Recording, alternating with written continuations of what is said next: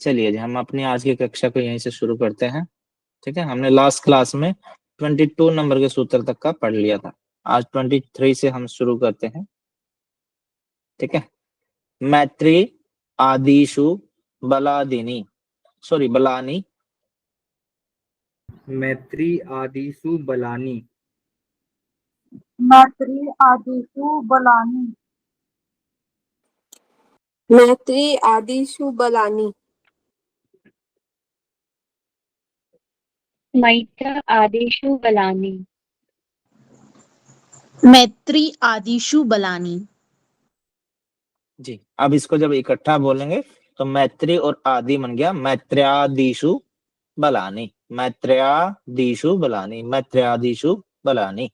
चलिए जी, मैत्र्यादिशु बलानी। गुड।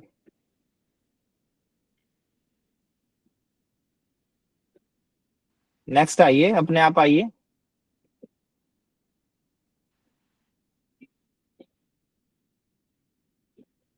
संजना जी। मैत्री आदिशु बलानी।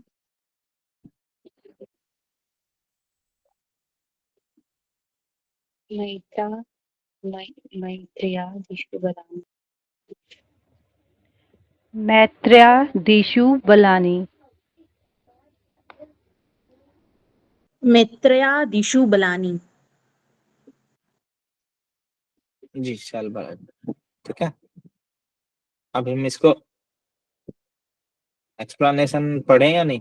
मैत्री आदि भावनाओं में संयम करने से हमें बल मिलता है। ठीक है, इससे पहले भी हमने पढ़ा था बल और कहीं से मिलता है, कोई बच्चा बताएगा? वीर्य से। ब्रह्मचर्य वीर्य का जो लाभ था, लाभ है। हाँ, ब्रह्मचर्य का जो लाभ था उसमें भी हमने देखा था कि उससे हमें बहुत बल मिलता है, जिससे जो हम जो भी हम कार्य करते हैं वो सामान्य जनमानस की अपेक्षा हम अधिक बलवान वाले तरीके से कर सकते हैं, अधिक जोर वाला काम कर सकते हैं। ठीक है, मैत्री आदि भावनाओं में संयम करने से हमें बल मिलता है। ठीक है, इसको आप पढ़ लेंगे। इसमें मैत्री कितनी है? ये 4 है सर। मैत्री कौन सी है? मैत्री आदि मैत्री करुणा मैत्री मुदिता करुणा मुदिता उपेक्षा नाम। उपेक्षा नाम। ठीक है, उपेक्षा है, आप इसको अच्छे से डिटेल में पढ़ लेना। उपेक्षा इसमें काउंट नहीं होगी, पहली 3 को ही किया गया है। ठीक है, मैत्री करुणा और मुदिता। ये कहाँ कौन से पाद का सूत्र है, कोई बच्चा बताएगा? समाधि पाठ का। प्रथम पाद का। समाधि पाद में कितने नंबर का सूत्र है? 33। 33। बहुत बढ़िया। कोई पूरा सूत्र सुना सकता है, कोई भी एक सर बच्चा मैं इसको? सुना सकता हूँ। जी मैत्री करुणा मुदितोपेक्षाणां सुख दुःख पुण्य विषयाणां भावना तच्चित्त प्रसादनम। गुड। और कोई सुना सकता है इसको एक और? मैत्री करुणा मुदितोपेक्षाणां सुख दुख पुण्य अपुण्य विषयाणां भावना तस्य चित्त प्रसादनम। गुड।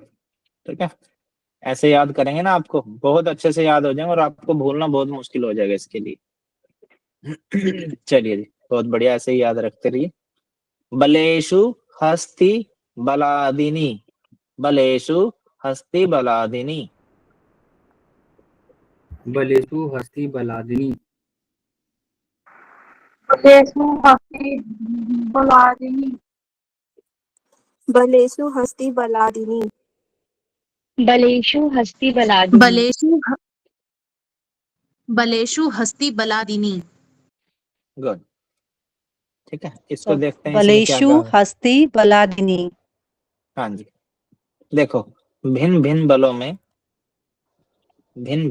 में संयम करने से हाथी आदि, आदि मतलब हाथी के अलावा और भी है, के बल के सम्मान के सदृश संयम के अनुसार भिन्न भिन्न प्रकार के बल प्राप्त होते हैं। मतलब जैसे भी आप बल में संयम करेंगे वैसा ही बल हमें मिल जाएगा। इसका कहने का भाव ये है, अगर आप हाथी के बल में, हाथी में नहीं, हाथी के बल में संयम करना चाहते हैं, अगर आप उतना उसमें हाथी के बल में संयम करते तो हाथी के बल के जितना संयम करने से आपको बल प्राप्त होता है। और आदि लिखा हुआ है तो हाथी की जगह आप किसी भी जो भी हमारे जंगली जीव होते हैं या जो भी पावरफुल जो भी मैन एनिमल्स होता है उसके बल में संयम करने से आपको उसके जितना बल आपको प्राप्त हो जाएगा। ठीक है, फॉर एग्जाम्पल कोई बच्चा बताए इसको। कोई है सर ऐसा? जैसे कि सर मैं बोलूंगा सर, जैसे कि जो अखाड़े में कुश्ती प्रैक्टिस करते हैं जो लोग, तो वो लोग बजरंगबली को आदर्श मानकर उनको उनको उनकी पूजन करके ही फिर स्टार्ट करते हैं। तो वो विधि इसलिए ही की जाती है Good. ताकि उनसे आशीर्वाद मिले और उनके जैसी बल हमारे अंदर भी आए। जी, मैं थोड़ा सा इससे मिलता जुलता एक और एग्जांपल दूंगा आपको, मिलता जुलता है। दारा सिंह को भी लेते हैं इसमें। जब किसी की डेथ हो जाती तब उसकी आंखें मान लो खुली की खुली रहेगी तो किसी आइडियल की फोटो दिखा के आंखें बंद की जाती हैं उसकी। आपने देखा है? किसी ने देखा हो? मोस्टली लड़के लोग ही देख पाएंगे उन चीजों को, लड़कियों के सामने नहीं की जाती ये चीजें। ठीक है, क्योंकि वो ज्यादा इमोशनली अटैच होती हैं। तो जब भी घर में किसी की भी डेथ होती है, दादा दादी कोई भी हो, तो उसकी जब डेथ होती है किसी की आंखें खुली हो तो उसके सामने किसी भी आइडियल भगवान की फोटो दिखाई जाती है जिनको भी हम भगवान मानते हैं, तब उनकी आंखें बंद की जाती हैं। या प्राण निकलने वाले हो तब दिखाते हैं वैसे तो। ठीक है, ताकि वो उनका सिमरन करता हुआ जाए और जब उसका नया जीवन जहां से भी शुरू हो तो उसका उस सिमरन के साथ उसका नया जीवन शुरू हो। ठीक है, ऐसे करके भी इसको देखा जाता है। चलिए जी, नेक्स्ट पे जाते हैं हम। अब आप इसमें हाथी का एग्जाम्पल दिया गया, बट आप किसी भी एग्जाम्पल को ले सकते हैं, लेकिन मेंशन हाथी को किया गया है तो आप याद रखना हाथी का ही। ठीक है। नेक्स्ट सूत्र पे चलते हैं हम। प्रवर्त्या लोक अन्यासात प्रवर्त्या लोक कन्या सात सूक्ष्म व्यवहित सूक्ष्म व्यवहित विप्रकृष्ट ज्ञानम। विप्रकृष्ट ज्ञानम। हाँ, प्रवर्त्या लोकन्यासात प्रवर्त्या लोकन्या सात सूक्ष्म व्यवहित सूक्ष्म व्यवहित हाँ विप्रकृष्ट ज्ञानम। विप्रकृष्ट ज्ञानम। जी, संजना जी।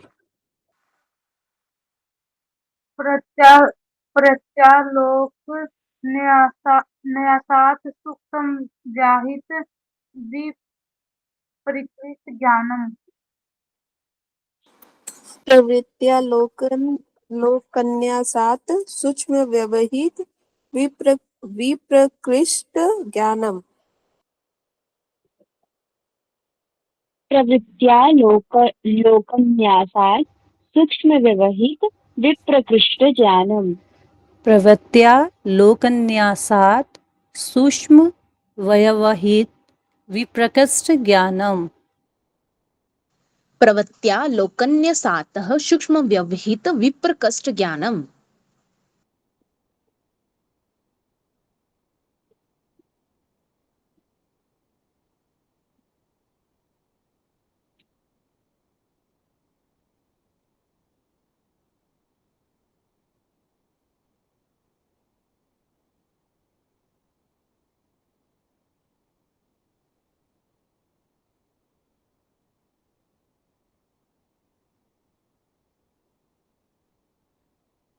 सर आपकी आवाज सर नहीं आ आपकी रही आवाज है। नहीं आ रही है। सॉरी, ज्योतिषमती प्रवृत्ति पर का प्रकाश डालने से। ठीक है, प्रवर्त्या लोकन्या साथ ज्योतिषमती प्रवृत्ति का प्रकाश डालने से सूक्ष्म व्यवधान जो होते हैं, जो भी छोटी मोटी ऑब्स्ट्रक्शन आती हैं, जो भी बाधाएं आती हैं, जो भी और दूर देश में स्थित वस्तुओं का हमें ज्ञान हो जाता है। इसमें यह कहा गया है 3 प्रकार की वस्तुओं का प्रत्यक्ष साधारण इंद्रियों से नहीं हो सकता। एक तो जो वस्तु अत्यंत सूक्ष्म है उसको हम देख नहीं सकते क्योंकि लेंस की ऑब्वियसली हमें जरूरत पड़ती है उसके लिए। जो बहुत महीन चीजें होती हैं उसको देखना किसी चीज की हेल्प ही लेके देखा जा सकता है, लेंस से, चश्मे से। ठीक है, जैसे परमाणु, परम महत, प्रकृति आदि। ठीक है, ये हमने पीछे सूत्र में पढ़ा था। कोई बता सकता है ये सूत्र कौन सा है? परमाणु परम महत्वान तो मैंने ही बता दिया, वशीकार संज्ञा। तो समाधि पाद 40वां नंबर का सूत्र है परमाणु ठीक है। परम हाँ, परमाणु परम महत्वान तो अस्वीकार स्वीकार संज्ञा, ठीक है, ऐसे करके। दूसरी होती व्यवहित, अर्थात जो किसी पर्दे में छिपी हो, जिसके देखने में, मान लो हम उसको देखना है, हमारी आंखों के और उस चीज के बीच में कुछ एक ऑब्स्ट्रक्शन हो, ठीक, कोई बाधा हो, कोई दीवार हो, पर्दा हो, कपड़ा हो, कुछ भी कह लीजिए आप उसको। एक वो चीज, एक जो बहुत सूक्ष्म, उसको देख नहीं सकते, दूसरी जो दीवार से परे है, पर्दे से परे है, ठीक है, जो बाधा से परे है, उसको नहीं देख सकते, जैसे समुद्र में रत्न, खान में स्वर्ण मणि आदि। और तीसरी होती है विप्रकृष्ट। विप्रकृष्ट अर्थात जो दूर देश में वर्तमान है, जैसे हम आसमान में बैठे हों और वस्तु मारवाड़ में पड़ी हो, मतलब आसाम में बैठे हो, मतलब जैसे हम यहाँ बैठे हैं, ठीक है, और हमने ज्ञान करना है किसी वस्तु का, मान लो हरिद्वार में कोई चीज है, उसका ज्ञान करना। तीन चीजें बताइए, अब तीन चीजों का हम अपने आप से नहीं कर सकते।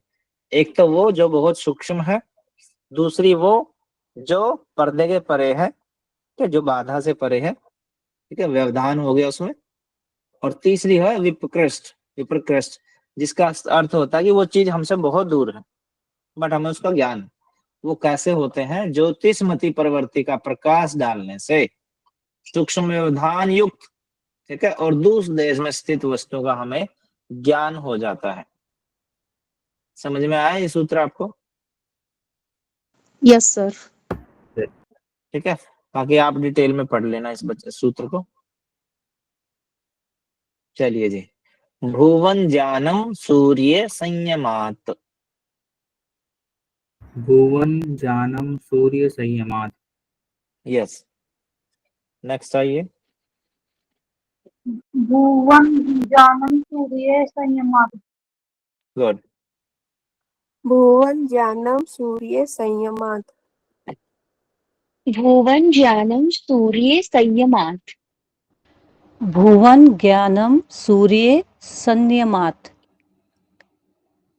भुवन ज्ञानम सूर्य संयमात। गुड जी। इसको देखते हैं क्या कहा रहा है। सूर्य में संयम करने से, सूर्य में संयम करने से समस्त लोगों का हमें ज्ञान हो जाता है। कितने लोग हैं, कोई बच्चा बताएगा? सात। वैसे में पढ़ लेते हैं। पुराणों में 14 साथ भुवनों का वर्णन किया गया है, ठीक है, उनमें से एक भूलोक है। उन 14 भुवनों का ज्ञान सूर्य में संयम करने से हो जाता है।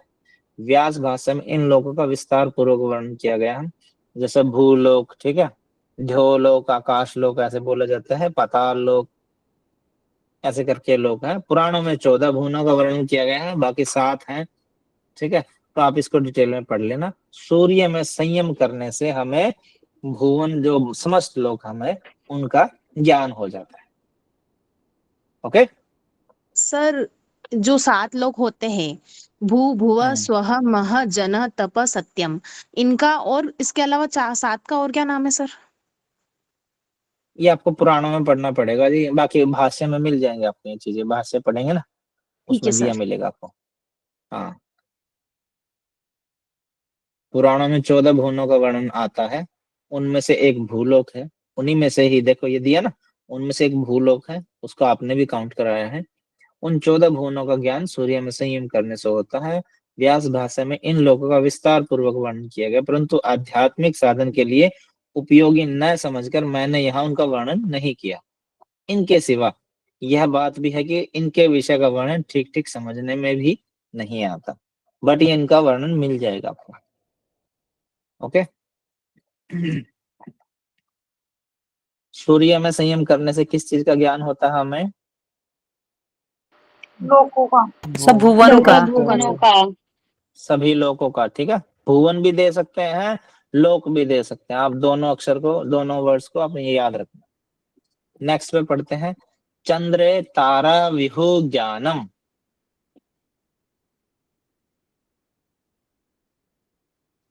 चंद्र तारा व्यू ज्ञानम।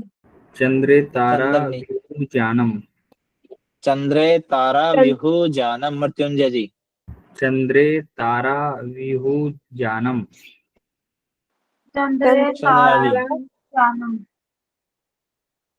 कुमारी कोमल जी। चंद्रे तारा व्यू ज्ञानम। चंद्रे तारव्यू ज्ञानम। चंद्रे तारा व्यू ज्ञानम। चंद्रे तारा गुड व्यूह ज्ञानम। गुड जी गुड। अब इसको देख लेते हैं, ये क्या क्या कहा गया इसमें।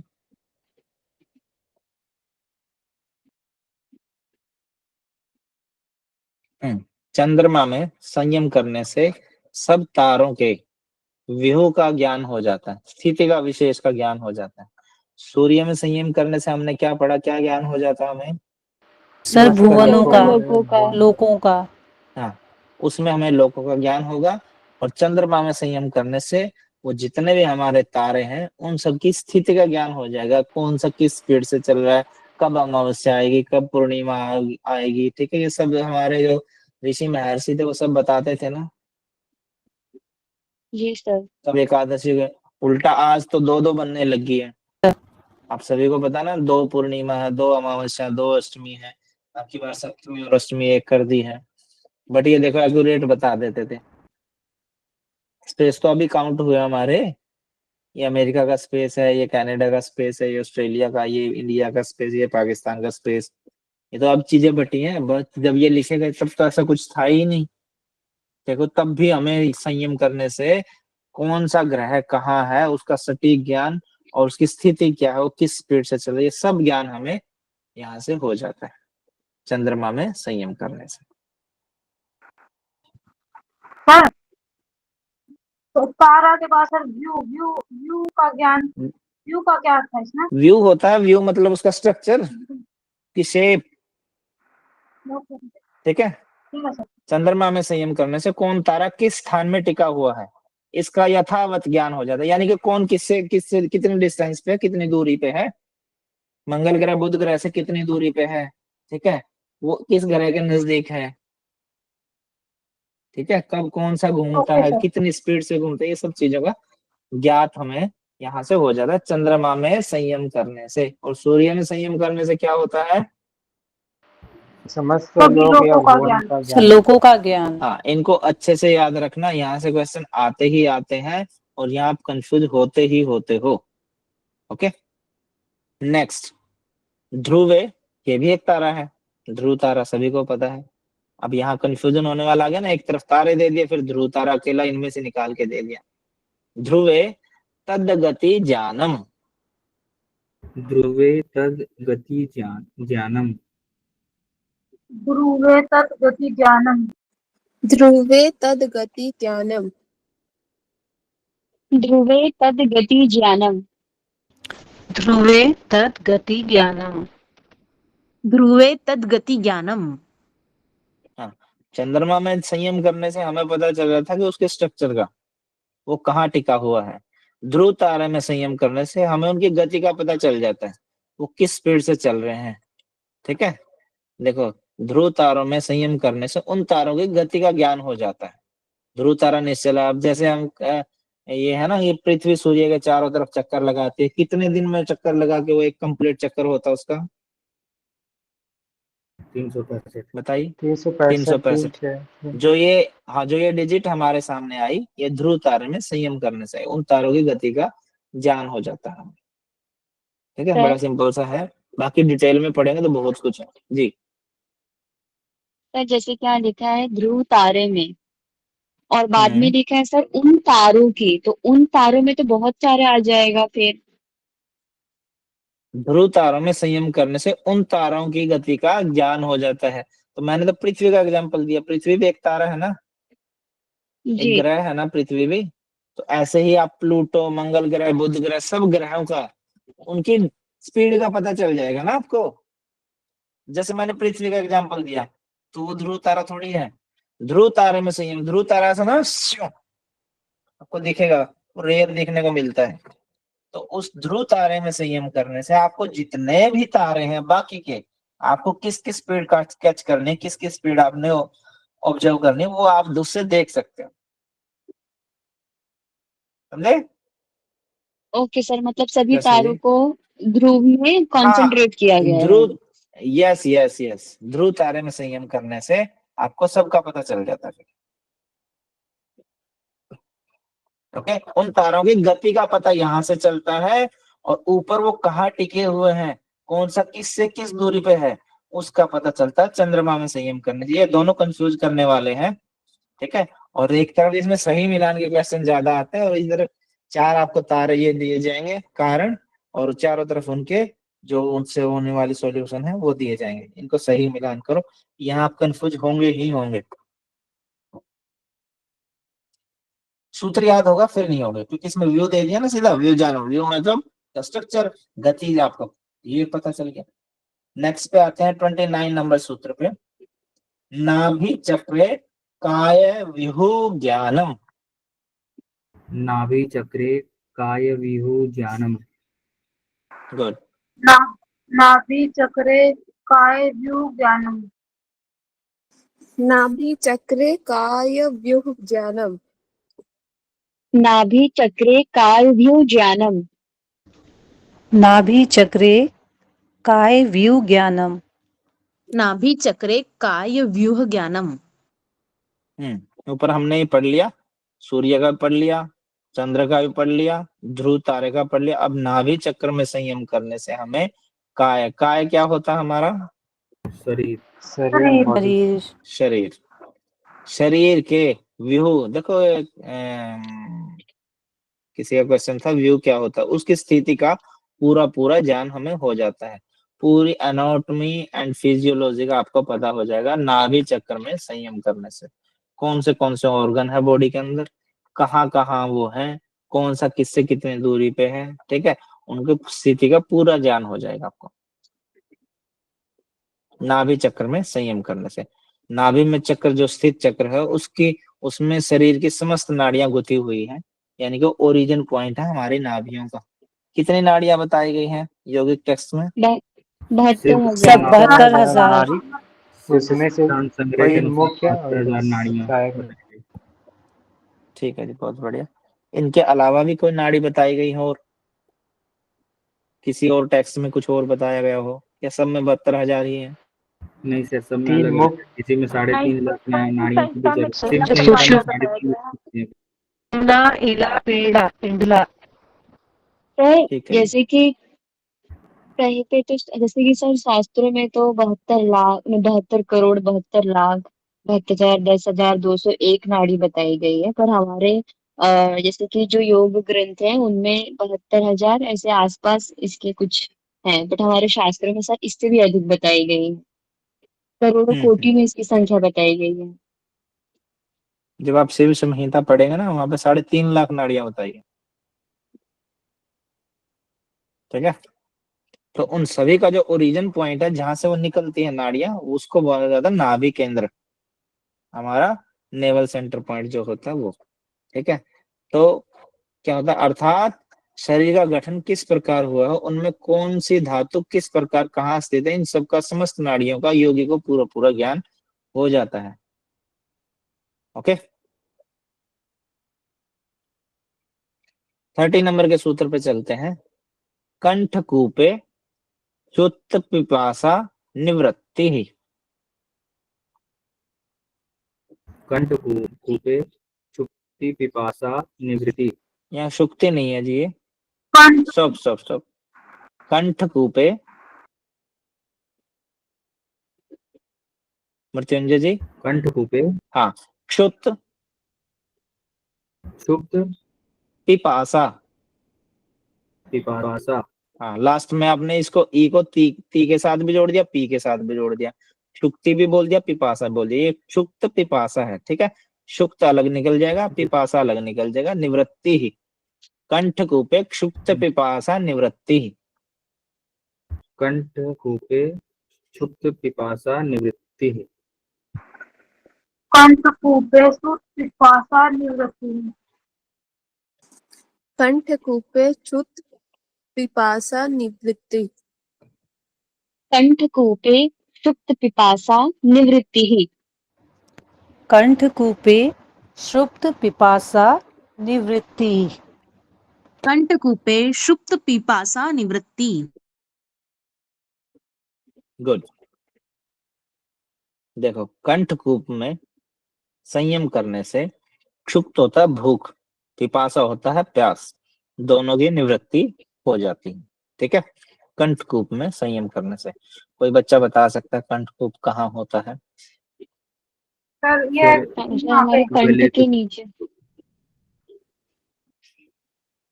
संजना जी बताना कहाँ है? सर यहाँ कंठकूप तो सर यहाँ पे आ ठीक है जी, और कोई बच्चा बताएगा? सर ये जो गले के स्थान में नीचे एक गड्ढा रहता है ना, उस जगह को बोलते हैं कंठकूप। ठीक है जी, अब संजना जी से थोड़ा नीचे का बताया आपने, और कोई बच्चा बताएगा? सर जहाँ पे जालंधर बंदर से लगाते हैं उस जगह को बोलते हैं कंठकूप। ठीक है ठीक है, दोनों का अलग अलग है। और कोई बच्चा बताएगा? सर थायराइड ग्लैंड के पास। ठीक है जी।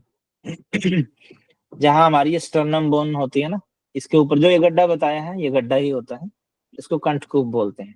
इसमें संयम करने से हमें भूख और प्यास जो है उनकी निवृत्ति हो जाती है, हमारी भूख खत्म हो जाती है और प्यास खत्म हो जाती है। ऐसे बहुत सारे राजे महाराज और सॉरी राजे महाराजे ने, वो तो खाने के पीने के शौकीन थे। बहुत से हमारे ऋषि मुनि ऐसे होंगे जो आपने देखा होगा कि जंगल में चले जाते हैं, वहां पे कोई खाने पीने की व्यवस्था नहीं होती, या पहाड़ों में चले जाते हैं। ठीक है, तो वहां पे क्या खाएंगे? बर्फ ही बर्फ है, क्या खाओगे बर्फ को, और कितना खा लोगे? ठीक है, तो भूख और प्यास की निवृत्ति इससे होती है। और धीरे धीरे फिर आप और भी बहुत सारी ऐसी चीजें जिन पे आप संयम कर करके आप अपने मल मूत्र पे, स्वेट पे, हर चीज पे, नींद पे, सब चीज पे संयम कर सकते हो। ओके, ये बातें जो है, ये अगर आप इनको आध्यात्मिक लेके चलेंगे तो अच्छी है, गृहस्थ जीवन के लिए या आम जनमानस के लिए चीजें नहीं है, उनको ये नुकसान देने वाली चीजें। ठीक है, तो आपने पढ़ना है, पढ़ने के बाद कोई अगर जाए इसमें तो स्टेप बाय स्टेप जाने चाहिए। ऐसा नहीं कि आप आज घर में रहते हुए सब सुख सुविधाएं होते हुए आप भूख प्यास की निवृत्ति सोचें, वो पॉसिबल भी नहीं है और उससे आपको नुकसान ही हो सकते हैं। ठीक है, 31 नंबर का हम सूत्र देखते हैं, कूर्म नाड़या स्थैर्यम। कूर्म नाड़िया स्थैर्यम। कूर्म पूरम नाड़याम नाड़िया पूरम याम, नाड़िया कूर्म नाड़याम स्थैर्यम। कूर्म पूरम नाड़िया नाड़ियाम स्थैर्यम। कूर्म नाट्यम स्थैर्यम।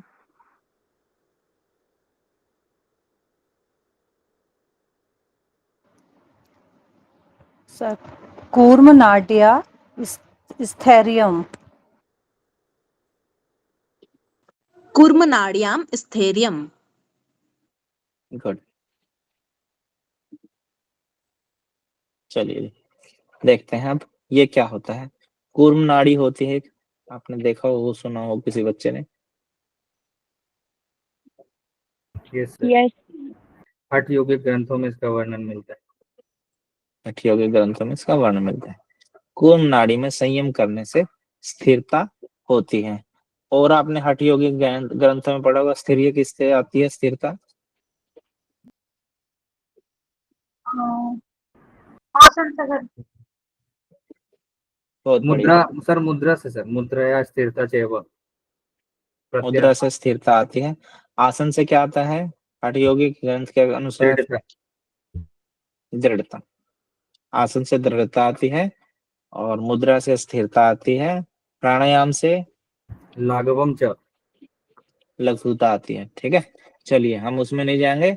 कूर्म नाड़ी स्थैर्यम, उस कूप के नीचे वक्ष स्थल में एक कछुए के आकार वाली नाड़ी है, उसमें संयम करने से स्थिति की प्राप्ति होती है, अर्थात चित्त और शरीर दोनों स्थिर हो जाते हैं।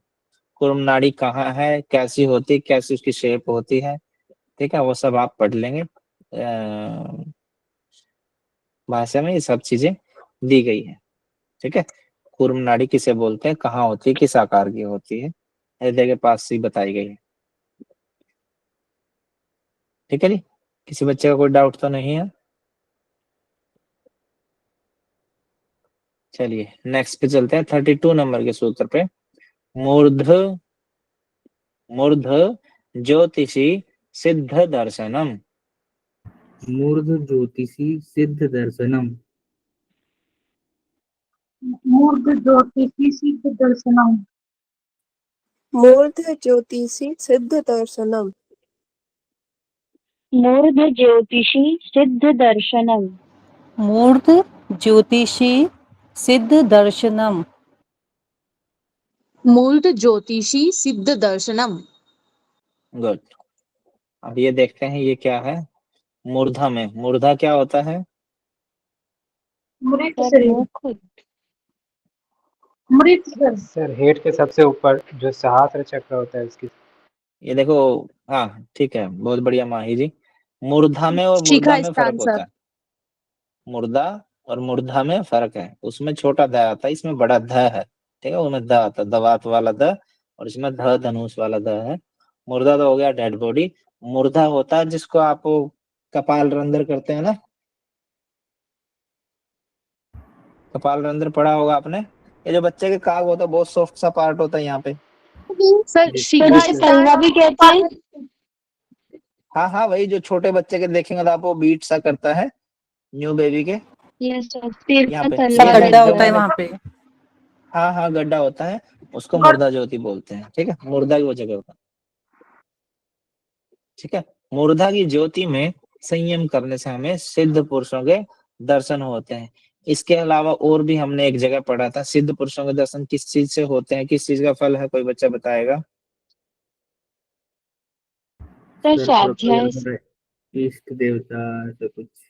हाँ सर, यस स्वाध्याय यस बिल्कुल। यस, स्वाध्यायादिष्ट। स्वाध्याय, स्वाध्याय स्वाध्याय, गुड गुड गुड, ये आप याद रखना बच्चों। ठीक है, उसमें हमने पढ़ा था ना, हम जिसको भी अपना इष्ट मानते हैं, इष्ट देवता के हमें दर्शन हो जाते हैं। जिसको भी आप मानते हैं, स्वाध्याय करने से आप उसके दर्शन पा सकते हैं। सर जी रश्मि जी। वहां पर, सर वहां पर तो स्वाध्याय दिष्टा देवता संप्रयोग है ऐसा दिया हुआ था शायद। तो मुझे ये हाँ तो पूछना सिद्ध था पुरुषों के मतलब, बोलो। सर, तो देवता और सिद्ध को एक ही इसमें रखेंगे?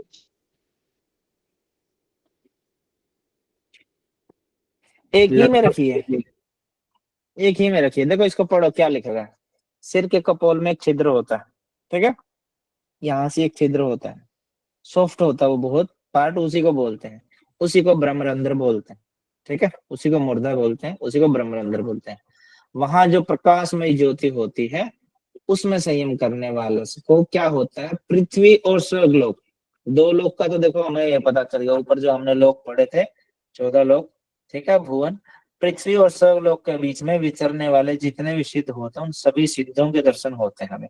और इष्ट में और सिद्ध में कितना फर्क मानेंगे आप? एक ही चीज है। ओके ठीक है सर। ना? जी हाँ, उन्हीं के दर्शन होते हैं। आप हनुमान जी को, किसी को भी मान लीजिए, वो सब के सब पृथ्वी और सिद्ध क्या नाम से लोग के बीच में विचरने वाली आत्माएं होती हैं। ऐसा जैसे हम किसी को कहते हैं ना वो चले गए, लेकिन उनकी आत्मा अब तक हमारे सबके साथ, हमारे उन्हीं की आत्मा के साथ हम अपने विचारों को, उनके विचारों को, उनकी आत्मा को साथ अपने लेते हुए, संयोते हुए हम आगे बढ़ रहे हैं इस प्रेरणा के साथ हम। ठीक है, इस संस्था को हम आगे अग्रसर कर रहे हैं। उनकी आत्मा हम सभी लोगों के साथ है, हर लोक में है, ऐसा बोलते हैं ना, आपने सुने होंगे। तो वही चीजें हैं यहाँ पे। ठीक है, मुर्दा ज्योति में संयम करने से हमें क्या होता है, सिद्धों के दर्शन होते हैं, सिद्ध पुरुषों के। सिद्ध पुरुष ही तो बोलते हैं, स्वामी विवेकानंद जी को आप क्या बोलेंगे, सिद्ध पुरुष ही तो बोलेंगे। पुरुष थे ही, तो हमसे थोड़ा सा हटके थे इसलिए उनको सिद्ध पुरुष बोलते हैं। स्वामी दयानंद सरस्वती थे तो पुरुष ही, वो थोड़े से सिद्ध वाले थे तो उनको सिद्ध पुरुष बोल दिया। ठीक है ना? महर्षि महेश योगी, गोस्वामी तुलसीदास जी, तो चलो स्वामी जी का वर्तस जाति मिल गया, सूरदास जी, ये सब कबीरदास जी, ये सब सिद्ध पुरुष में ही तो आएंगे। सर सर रामाचरण लाहिड़ी जी। सर मेरा ये कहना था कि उनको तो सिद्ध कहते ही हैं, पर जैसे कि स्वाध्याय में बताया गया था, स्वाध्याय का मतलब देवताओं के मतलब दर्शन होते हैं, तो देवता हमको अलग मानेंगे जैसे कि बाकी देवता नहीं होते हैं, जैसे कि इंद्र वरुण ये नहीं सब नहीं नहीं, आप देवता। देवता, नहीं नहीं नहीं, आप इन्हीं को मानिए। Okay sir. सर मैं क्लियर ठीक है, कर दूं इनका आप कंफ्यूजन। आप अलग अलग भी मान सकते हैं, बट हमने जो सूत्र के हिसाब से है, आप उनको अलग अलग भी रख सकते हैं, ऐसी कोई बात नहीं। हमें तो अभी तक तो कोई भी नहीं दिखने वाला, हम दोनों में से हमारे ऊपर तो कोई भी अप्लाई नहीं होगा। बट ये है कि सूत्र के हिसाब से जो बताएगा, इसमें यह बताया गया कि आपको सिद्ध पुरुषों के दर्शन होते हैं, और सिद्ध पुरुष में मैं तो इन्हीं को ही मानता हूँ। ठीक है, बाकी सबकी अपनी अपनी सोच होती है। हाँ मृत्युंजय जी, आप कुछ कहना चाह रहे थे? सर मैं बोल रहा था कि मैं इनकी जो जिज्ञासा है उसको शांत करने की कोशिश करूं। बोलिए बोलिए ना। सर जैसे कि शास्त्रों में ये बताया गया है कि देवता शब्द का जो अर्थ होता है, अर्थात वह जो देता है उसे देवता कहते हैं। और एक और अर्थ भी होता है देवता का, मतलब जिसके अंदर दिव्य शक्तियां होती हैं उसे देवता कहते हैं। तो दिव्य शक्ति अर्थात ही सिद्धि। जैसे फॉर एग्जांपल बजरंग बली जो है, उन उन वो उनके अंदर दिव्य शक्तियां थी, अष्ट सिद्धि नौ निधि थी, इसलिए वो दिव्य पुरुष या देवता कहलाते हैं। तो यहाँ पे उसी की बात की जा रही है, सिद्ध पुरुष, अर्थात आप उसको देवता के रूप में भी कंसिडर कर सकते हैं। कुछ जिज्ञासा शांत हुई आपकी जी? सर रश्मि यहाँ जी? पे जी जैसे सर। सर जैसे हठवीं प्रदीपिका में 33 गुरुओं के नाम दिए गए हैं कि वो अभी भी ब्रह्मांड में विचरण कर रहे हाँ हैं। सर उस तरह से ये सिद्ध पुरुष हुए। हाँ, वही चीज, वही आ गए सारे के सारे, वही आ गए गोरक्षनाथ जी, और वो जितने भी है ना, वो चरपटी नाथ, ठीक है, गैवीनाथ, वो सब के सब 33 गुरु के 33 गुरु वो सिद्ध पुरुषों में माने जाते हैं। और आप देखेंगे जो ये नाथ परंपरा वाले संत महाराज होते हैं, ये सब उनको देखते हैं, ऐसे महसूस करते हैं। मैंने आपको एग्जांपल दिया था ना, स्वामी विवेकानंद जी के जो गुरु थे, क्या नाम था उनका? परमहंस। रामकृष्ण परमहंस। परमहंस। रामाकृष्ण परमहंस। वो काली माता के भक्त, आप उनको देवी देवता कुछ भी मानिए, बट उनको उनके दर्शन होते थे, सिद्ध पुरुष हो गए। ठीक है, आप दोनों एग्जांपल ले लीजिए, उनको उनकी मुर्दा जो थी स्ट्रांग थी, उसमें संयम कर सकते थे, या जो भी कहिए आप, उनको सिद्ध पुरुषों के दर्शन होते ही थे। सर सिद्ध जैसे पुरुषों के महाअवतार दर्शन बाबा होते जी। हैं। महाअवतार बाबा जैसे बहुत एग्जाम्पल मिलेंगे आपको, बहुत जने खने के मिल जाएंगे आपको। बहुत लोग ऐसा ठीक है, बोलते हैं कि उन्होंने महाअवतार बाबा जी को देखा है ऐसा, क्योंकि वो सिद्ध पुरुष है, वो ऐसे ही हाँ, विचरण करते रहते हैं, जो हम लोग यहाँ पे पढ़ रहे हैं ना, वो भूलोक में भी रहते हैं, कभी कभी आसमान में भी दिख जाते हैं ऐसा। आपके साथ कोई ना कोई ऐसा इंसिडेंट होता है जिससे आपको ये फील होता है कि अरे आज तो बच गए भाई, सच में कोई ऊपर से कोई अवतार उतर के आया था और उसने मेरे को बचा लिया, बस भाई इतना सा फर्क रह गया। ऐसे आपको कोई ना कोई आपके साथ ऐसी घटनाएं, कुछ ऐसे मोमेंट होते होंगे जिसमें आप उनको एकदम से याद करते हैं, हाँ आज तो ये हो गया था। ठीक है, चलिए नेक्स्ट सूत्र पे चलते हैं हम। प्रातिभ प्रातिभाद्वा सर्वम। प्रातिभाद्वा सर्वम। प्रतिभाद्वा सर्वम।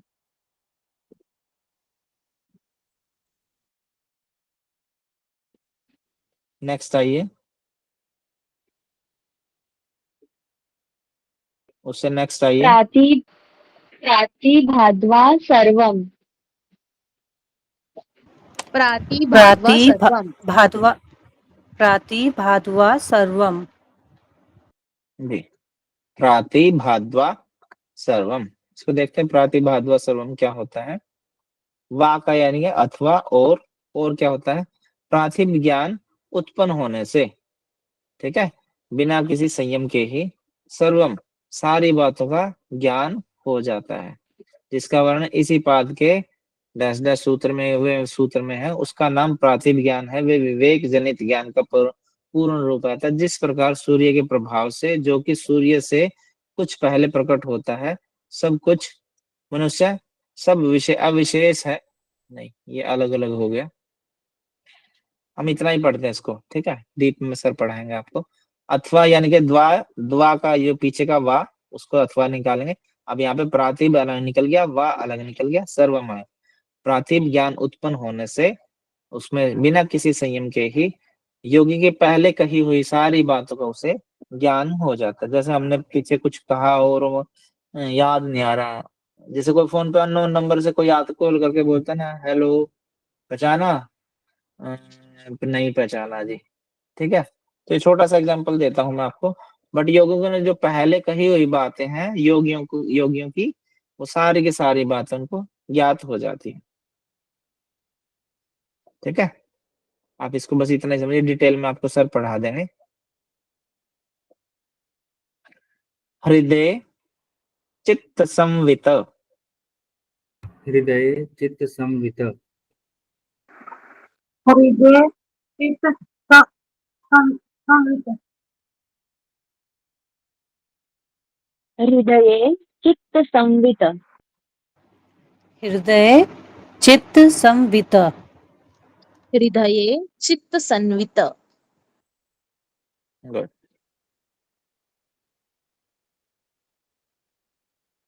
हो गया ना सबका? ठीक है, चलिए इसको देखते हैं, इसके बारे में क्या कहा गया है।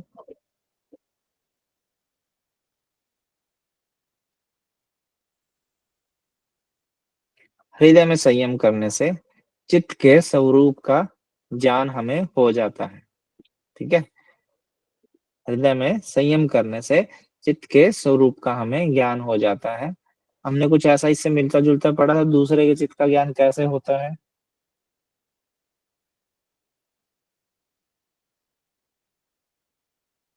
कोई बच्चा बताएगा? ये आवाज आ रही है आप सभी को? Yes sir. दूसरे के चित्त का ज्ञान होता है, हमने पढ़ा था। प्रत्यस्य ऐसा कुछ था सर, प्रत्यस्य पर चित्त ज्ञानम ऐसा था सर। Yes yes yes. और उससे अगले सूत्र में पढ़ा था हमने कि उसका पूर्ण ज्ञान नहीं होता, बस उसका आलम्बन सा रहता है।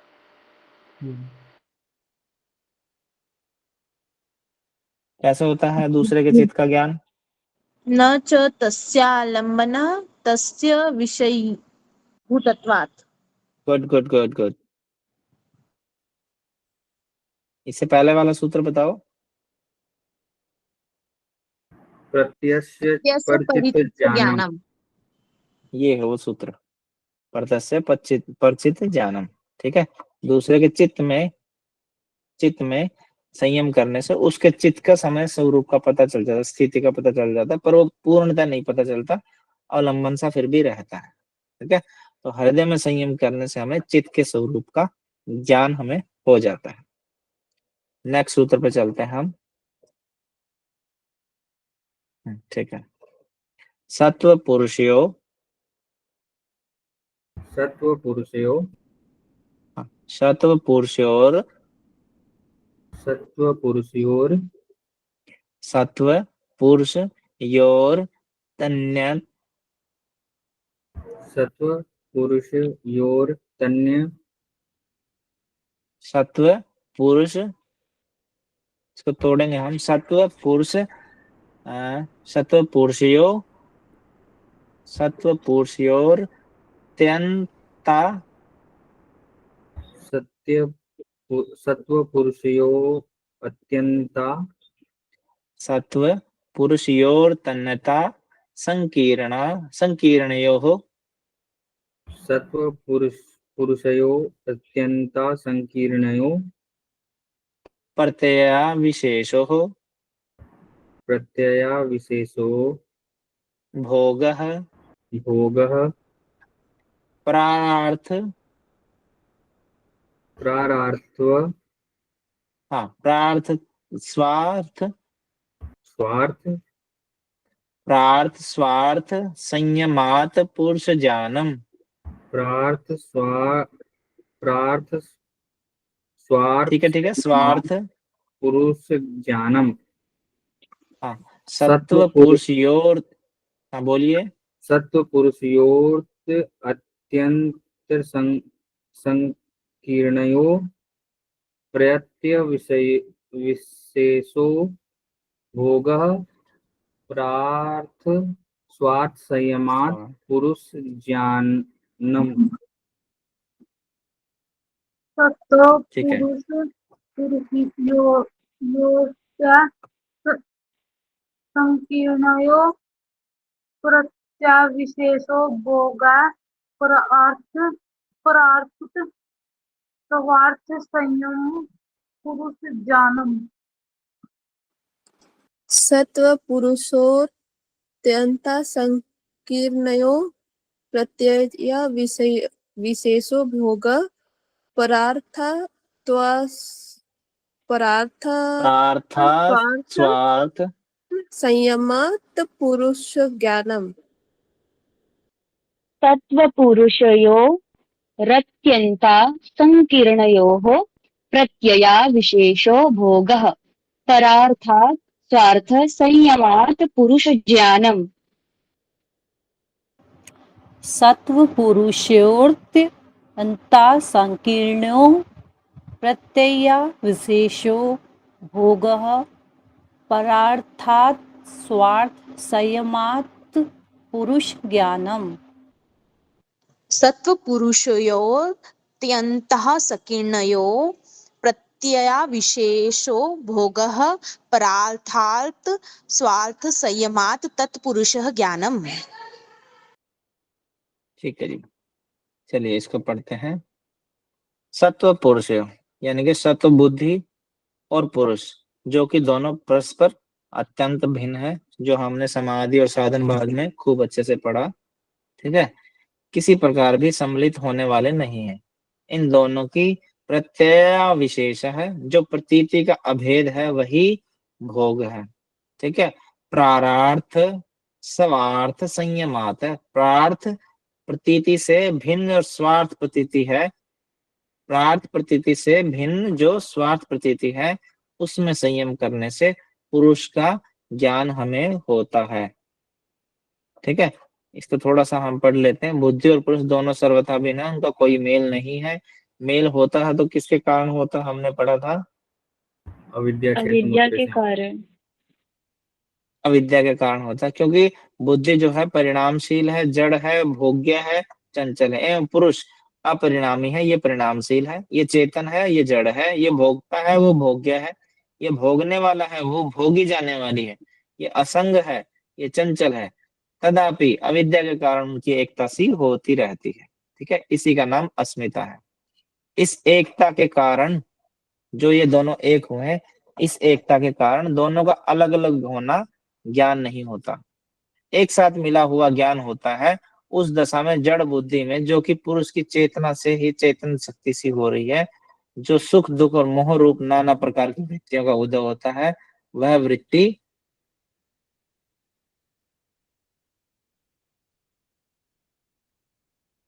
अविशेष है, क्योंकि इससे चित्त के धर्म सुख दुख और मोह आदि चित्त में प्रतिबिंब चैतन्य पुरुष में अध्यारोपित होते हैं। यह अभेद प्रतीति का भोग है, यह अभेद प्रवृत्ति का यद्यपि चित्त का धर्म है, परंतु पुरुष के लिए है। इस कारण प्रार्थ है, इसी दशा में जो भोग रूप वृत्तियों से भिन्न प्रादृष्ट दृष्टा पुरुष के स्वरूप विषयक वृत्ति होती है, वह पौरुषे वृत्ति हो स्वार्थ है, क्योंकि उस विषय का पुरुष है और वह उसके लिए आता है और परामर्श नहीं है। इस स्वार्थ वृत्ति में संयम करने से पुरुष का ज्ञान होता है। यद्यपि ज्ञान बुद्धि का धर्म है और उस बुद्धि के धर्म स्वरूप ज्ञान से पुरुष नहीं जाना जाता, किंतु बुद्धि में जो पुरुष का चेतन स्वरूप प्रतिबिंब है उसको दर्पण में अपना मुख देखने की भांति पुरुष देखता है।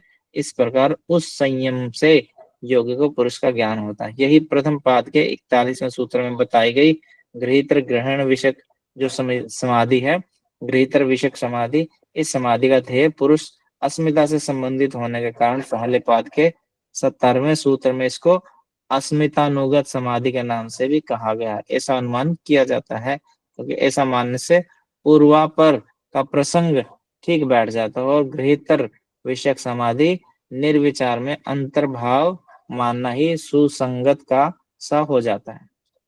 इसको देखते हैं हम दोबारा से। प्रातिभ ज्ञान उत्पन्न होने से नहीं, ये तो कुछ और ही आ गया हमारे सामने।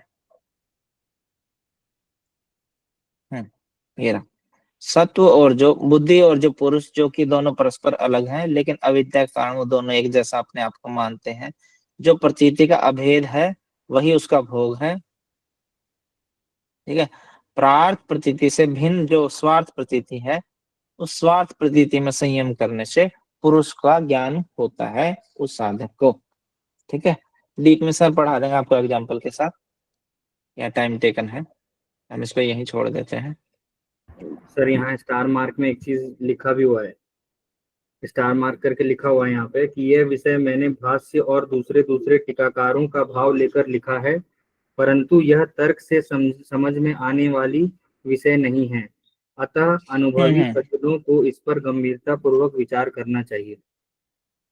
एक से नहीं समझ में आएंगे ना, इसलिए सर पढ़ाएंगे ना, वो 2-3 चीजों को एक साथ लेके आपको पढ़ाएंगे एक एक करके, ठीक है, वहां से आपको अच्छे से समझ में आ जाएगी।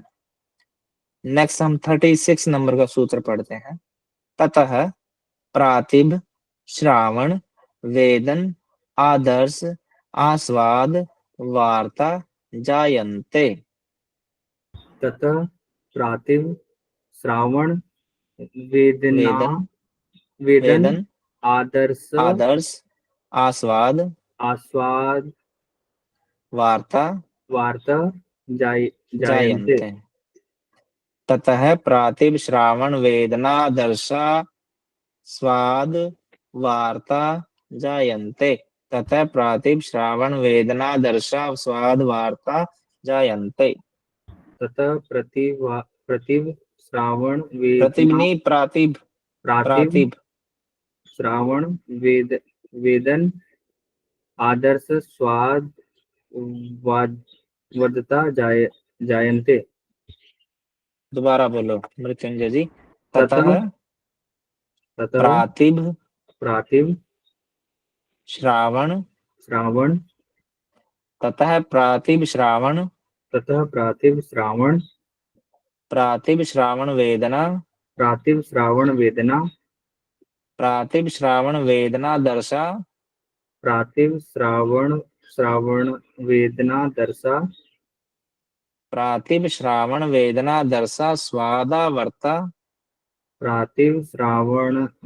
वेदना दर्शा स्वादावर्ता वार्ता जायन्ते। ततः प्रातिभ श्रावण वेदना दर्शा स्वाद वार्ता जायन्ते। ततः प्रातिभ श्रावण वेदन अदर्शना स्वादात वर्ता जायन्ते। ठीक है जी, संजना जी। तथा प्रातिभ श्रावण वेदना दर्शा स्वाद वार्ता जायन्ते। ततः प्रातिभ श्रावण वेदना दर्शास्वाद वार्ता जायन्ते। ततः प्रातिभ श्रावण वेदना दर्शा स्वाद वार्ता जायन्ते। ततः प्रातिभ श्रावण वेदना दर्शा स्वाद वार्ता जायन्ते। ततः प्रातिभ श्रावण वेदना दर्शा स्वाद वर्ता जायन्ते। वर्ता नहीं जी, वार्ता। चलिए जी, इसको देखते हैं इसमें क्या कर गया है। उस स्वार्थ संयम से, ततः यानी कि उस, ठीक है, स्वार्थ संयम से ऊपर जो हमने पढ़ा था,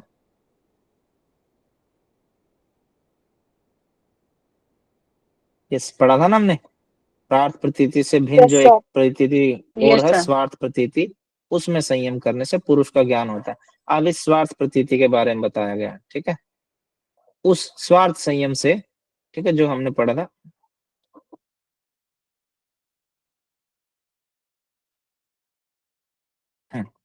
ये आ गया, उस स्वार्थ संयम से, ठीक है, आगे क्या बताया गया है, प्रातिभ श्रावण वेदन आदर्श आस्वाद और वार्ता, ये 6 सिद्धियां प्रकट होती हैं। ये 6 सिद्धियां किससे प्रकट होती हैं?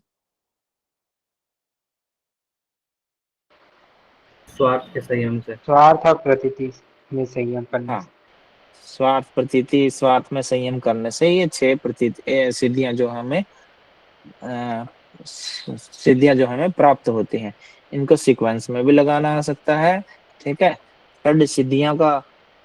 षड सिद्धियां किससे मिलती हैं ये भी आ सकता है, कारण भी आ सकता है, कार्य भी आ सकता है, ठीक है, फल पूछना भी आ सकता है, ठीक है, आपके सामने प्रश्न किसी भी तरीके से आ सकता है, स्वार्थ प्रतीति से हमें क्या उत्पन्न होता है,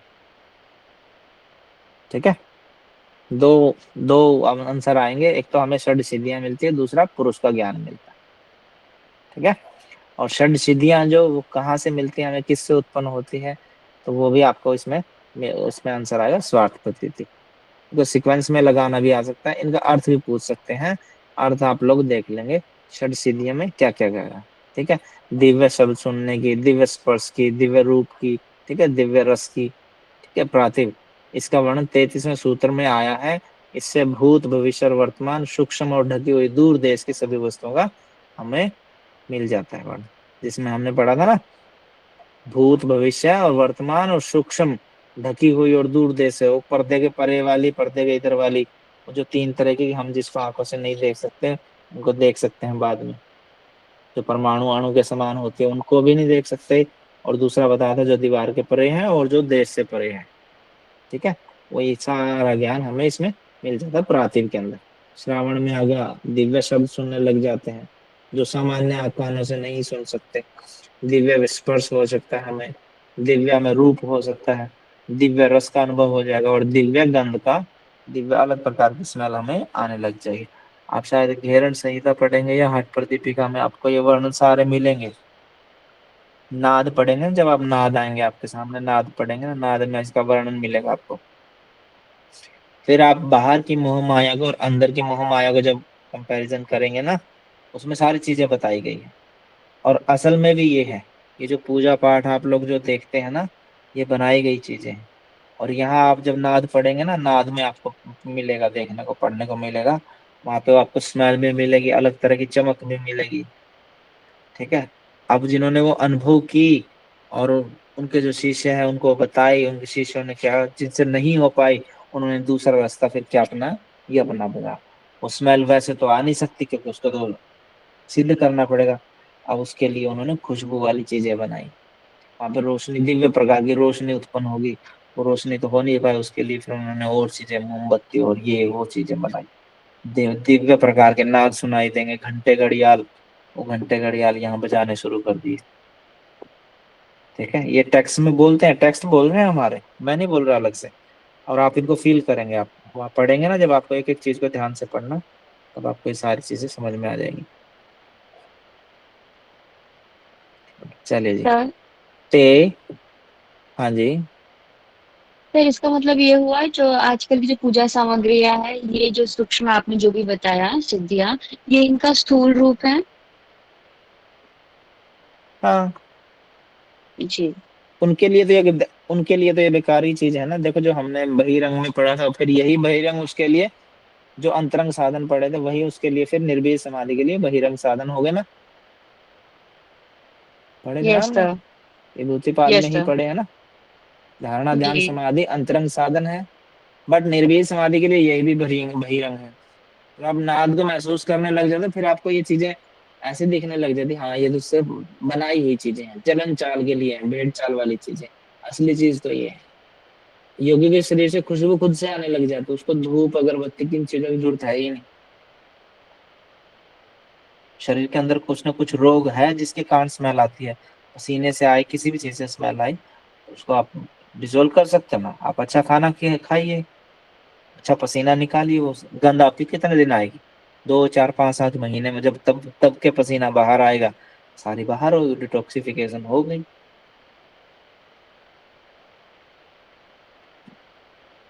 चलिए जी, 37 नंबर के सूत्र पे आते हैं हम। ते समाधा उपसर्गा व्युत्थाने सिद्धयः। ते समाधा उपसर्गा व्युत्थाने सिद्धयः। ते समादा उपसर्गा व्युत्थाने सिद्धयः। ते समाधा उपसर्गा व्युत्थाने सिद्धयः। ते समाधा वुत्सर्गा व्युत्थाने सिद्धयः। ते समाधा वुप्सर्गा व्युत्थाने सिद्धः। ते सिद्धयः, समाधा यह है जी, वु- यह भी बोलना पड़ेगा आपको। ठीक है, ते चलिए जी, समाधा उपसर्गा व्युत्थाने सिद्धयः। गुड। इसको देख लेते हैं, इसके बारे में क्या कहा गया है। वे जो 6 प्रकार की सिद्धियां जो हमने ऊपर पढ़ी, श्रावण वेदन, ठीक है, प्रातिभ, श्रावण वेदन, आदर्श, आस्वाद, वार्ता, इन सिद्धियों में वैराग्य करने के लिए कहा गया है। ठीक है, देखो यहाँ भी आपने दिव्य स्पर्श का अनुभव होगा, यानी कि ये भोग है। अब इसमें भी वैराग्य करने के लिए कहा गया, ये है, इसको बोलते हैं अपवर। ठीक है, उन 6 प्रकार की जो सिद्धियां हमें प्राप्त हुई है समाधि की स्थिति में पुरुषों को ज्ञान प्राप्त करने के लिए, वो विघ्न है। देखो ये भी विघ्न है, फिर आपकी बाधा बनेंगी, ये आपको रोकेंगी, ये लालच देंगी, ऊपर मत जा, यहीं फंसी रहे मोह माया में आत्मा तू, यहीं देख यहाँ पे क्या क्या है। ठीक है, व्युत्थान में, ये व्युत्थान यानी कि आकर्षण होने में ये सिद्धियां हैं। ठीक है, ते समाधा उपसर्ग व्युत्थान सिद्ध है। वो जो 6 प्रकार की सिद्धियां हैं समाधि की सिद्धि में पुरुष का ज्ञान प्राप्त करने में, देखो स्पेशल लिखा गया है, पुरुष का ज्ञान प्राप्त करने में ये विघ्न है, उपसर्गा। ठीक है, विघ्न है, और व्युत्थान में ये सिद्धि है। ठीक है, सिद्धियां हैं और विघ्न, एक तरफ इनका भोग है, एक तरफ अपवर्ग है। अब फंसना है, निकलना है, वो आपकी बुद्धि पे डिपेंड करता है। उन 6 प्रकार की सिद्धियां साधक के सामने आए तो इनका त्याग कर देना चाहिए, और ऐसे ऐसे न जाने कितने लालच आते हैं, क्योंकि ये साधक, ये जो सिद्धियां हैं, क्योंकि ये उसके साधन में विघ्न स्वरूप है। हाँ, जिसका चित्त चंचल है, जो साधक नहीं है, जो समाधि की या आत्म उद्धार की आवश्यकता नहीं समझना चाहता, ऐसे मनुष्य किसी कारण से प्राप्त हो जाए, ऐसे मनुष्य को किसी कारण से प्राप्त हो जाए तो उसके लिए अवश्य ही ये सिद्धियां हैं। ठीक है, जिसको समाधि तक नहीं जाना उसके लिए तो ये सिद्धियां हैं, पर जिसने सिद्धियों समाधि तक जाना उसके लिए विघ्न है, उसको ये लालच दिया जा रहा है, ये दाना डाला जा रहा है उसके लिए। अब इसको अगर वो दाना चुगने के लिए आएगी आत्मा तो फंसेगी वो पिंजरे में। इन सिद्धियों का भी वैराग करना है उसको। ओके, यहाँ तक नाना प्रकार के संयमों से जो भिन्न भिन्न प्रकार का ज्ञान होता है, जो हमने सिद्धियां पढ़ी है, किससे किस में संयम करने से क्या फल मिलता है, उनका वर्णन पुरुष के ज्ञान पर्यंत किया गया। अब भिन्न भिन्न संयमों से जो भिन्न भिन्न प्रकार की क्रिया शक्ति उपलब्ध होती है उनका वर्णन अगले सूत्र में किया जाएगा। ऊपर तो हमने सिद्धियां जो जो मिलनी थी, किसमें संयम करने से क्या सिद्धि मिलती, वो पढ़ी हमने। अब संयमों से जो भिन्न भिन्न प्रकार की क्रिया शक्ति उपलब्ध होती है उनका वर्णन करते हैं। बंध कारण शैथिल्यात, बंध कारण शैथिल्यात्, प्रचार संवेदनाच, प्रचार संवेदनाच्च, चित्तस्य पर शरीरावेशः। चित्तस्य परशरीरावेशः।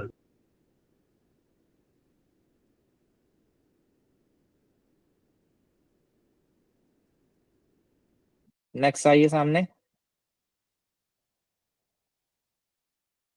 बंध कारण शैथिल्या प्रत्याचार संवेदन नाश चित्तस्य परशरीरावेशः।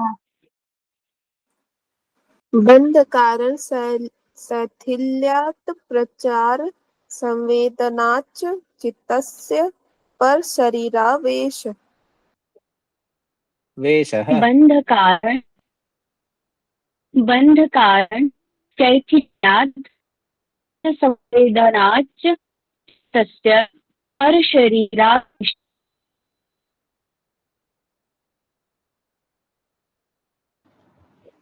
बंध कारण शैथिल्यात् प्रचार संवेदनाच्च चित्तस्य पर शरीरावेशः। बंध कारण शैथिल्यात् प्रचार संवेदनाच चित्तस्य पर शरीरावेशः। ठीक है जी। बंध कारण शैथिल्यात, बंधन के कारण कर्म की स्थिरता से, और च, ये जो संवेदना च है ना, च का मतलब होता है और। ठीक है, प्रचार संवेदना चित्त की गति की भली भांति ज्ञान होने से क्या चित्त का दूसरे के शरीर में प्रवेश किया जा सकता है।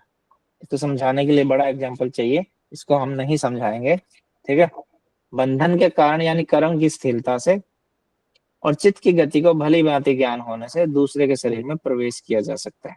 चित्त का दूसरे के शरीर में प्रवेश किया जा सकता है।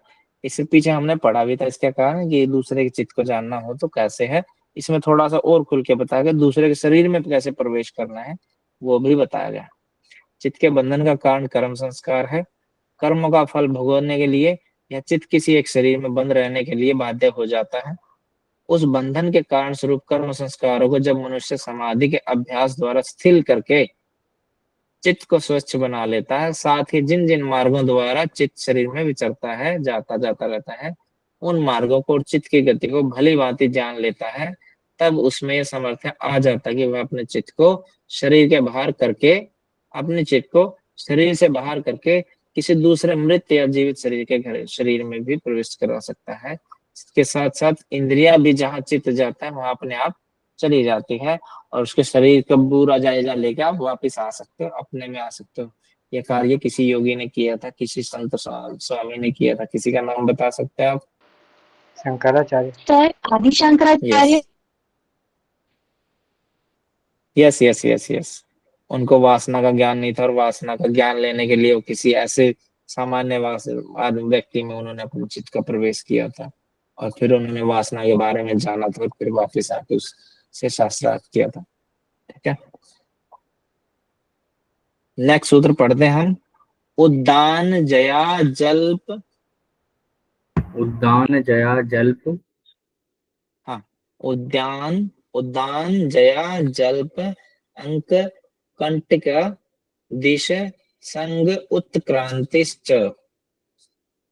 सर बहुत डिफिकल्ट है सर, एक बार फिर से। उद्दान जया जल पंक कंटका। जल पंक कंटका। या आदिशु भी कह सकते हैं या दिशु भी कह सकते हैं। कंटकादीश संग उत्क्रांतिश्च। उद्दान जया जल्प कंटकादीश संग उत्क्रांतिश्च। उद्दान जया जल्प कंटकादीश संग उत्क्रांतिश्च। गुड, नेक्स्ट आइए। उद्दान जया जल्प कंटका। सर इसमें जल अड़ा और क्या रहेगा इसमें, किसको किसमें जोड़ उसको? ये आ बन जाएगा। जल्प कंटका कंटका दिश द्विष संग कंटका दिश कंटकादीश संग उत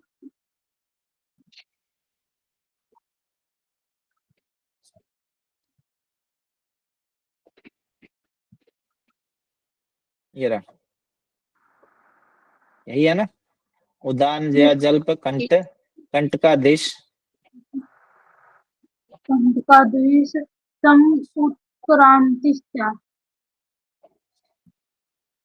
उद्दान जया जल्प कंटका दिश्व संग दिशो संग उत्क्रांतिश्च। उत्क्रांतिश्च। यस, उदान जया जल्प कम जल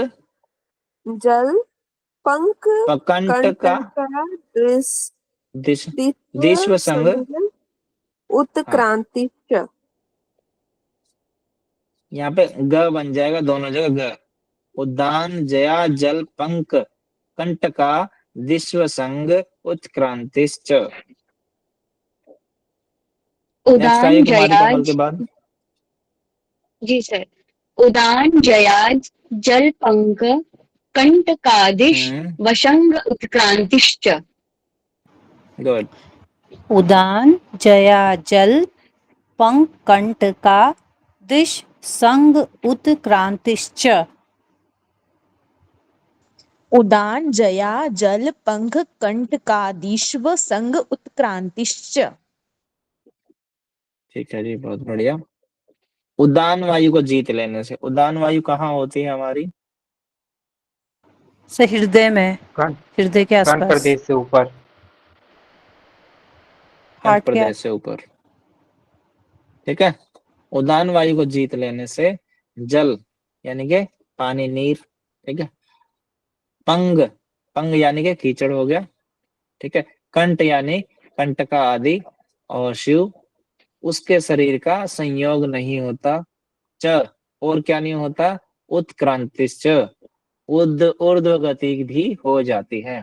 यानी कि उदान वायु को जीत लेने से, जैसे जैसे हम उज्जयी प्राणायाम करते हैं ना, ऐसे जब उदान वायु को हम उस पे संयम को जीत लेते हैं संयम से, तो उससे क्या होता है, हमारा जल, कीचड़ और कंटक आदि से शरीर का कोई संयोग नहीं होता, और ऊर्ध्व गति, ऊर्ध्व मतलब ऊपर की ओर, ऊर्ध्व गति हो जाती है। थोड़ा सा इसको आप समझेंगे ना डीप में। शरीर के जीवन का आधार प्राण है, क्रिया भेद से उसके प्राण, अपान, समान, व्यान, उदान, ये 5 हैं। उनके लक्षण इस प्रकार है, प्राण ये हो गया, अपान ये हो गया, समान, व्यान, उदान। ठीक है। उदान ऊपर की ओर गमन करने वाला है, कंठ में रहने वाला और सिर तक गमन करने वाला है। ठीक है। इस पे संयम करने से हमें क्या होता है, ना तो हमारे जल पर चलेंगे तो पैर डूबेंगे, टच ही नहीं होगा हमें, ना कीचड़ से हमें कोई दिक्कत होगी, ना कांटे आदि से दिक्कत होगी, उसके शरीर का संयोग नहीं होता, उनसे उसकी टच नहीं हो पाते। ठीक है। और ऊर्ध्व गति भी होती है। कहाँ से होती है? उदान वायु को जीत लेने से। ओके। मतलब वो सब जो उड़ने लग जाता है ऐसा टाइप से है ना सर? यस यस, उदान वायु में संयम करने से उड़ना ही हो गया। अगर उड़ोगे नहीं तो फिर तो कांटे चुभेंगे ना आपको, पानी में जाएगा ना आपका पैर, कीचड़ भी आपको फील होगा ना। तो ऊर्ध्व गति होती है, वो पानी के ऊपर चल चल रहा है, पानी के ऊपर चल रहा है, बट लेकिन पानी उसको टच नहीं कर रहा। कीचड़ के ऊपर चल रहा है लेकिन उसको कीचड़ नहीं टच कर रहा। कांटों के ऊपर से चल रहा है लेकिन उसको दर्द नहीं हो रहा, कांटे चुभ नहीं रहे उसको। ठीक है। लास्ट सूत्र पढ़ते हैं हम आज का। समान जया ज्वलनो, समान जया जलविनो ज्वलनम। ज्वलनम। यस। समान जया ज्वलनम। यस।